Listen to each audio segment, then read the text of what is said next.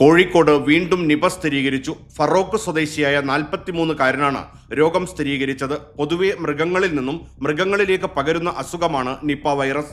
Virus ബാധയുള്ള വവ്വാലുകളിൽ നിന്നോ പന്നികളിൽ നിന്നോ ഇത് മനുഷ്യരിലേക്ക് പകരാൻ സാധ്യതയുമുണ്ട്. മനുഷ്യരിൽ നിന്നും മനുഷ്യരിലേക്കും പകരാം. അസുഖബാധയുള്ളവരെ അടുത്തു പരിചരിക്കുന്നവർ ശ്രദ്ധിച്ചില്ലെങ്കിൽ രോഗം പകരാം. അസുഖം വന്നതിന് ശേഷമുള്ള ചികിത്സ അത്ര ഫലപ്രദമല്ല. അതുകൊണ്ട് തന്നെ പ്രതിരോധമാണ് ഏറ്റവും പ്രധാനം. വൈറസ് ബാധയുള്ള വവ്വാലുകളുടെ കാഷ്ടം മനുഷ്യ ശരീരത്തിന്റെ ഉള്ളിലെത്തിയാൽ അസുഖം ഉണ്ടാകാം. ഇതിനുള്ള സാഹചര്യങ്ങളെല്ലാം ഒഴിവാക്കുക. വവ്വാലുകൾ കടിച്ച പേരയ്ക്ക, മാങ്ങ പോലുള്ള കായ്ഫലങ്ങൾ ഒഴിവാക്കുക. സോപ്പ് ഉപയോഗിച്ച് എപ്പോഴും കൈ ശുചിയായി വയ്ക്കുക.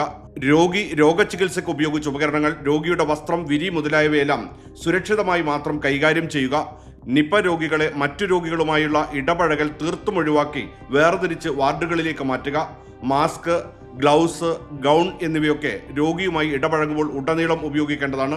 ഇവ ഉപയോഗിച്ച ശേഷം അഴിക്കുമ്പോൾ വളരെയധികം ജാഗ്രതയും സുരക്ഷിതത്വവും പാലിക്കേണ്ടതാണ്.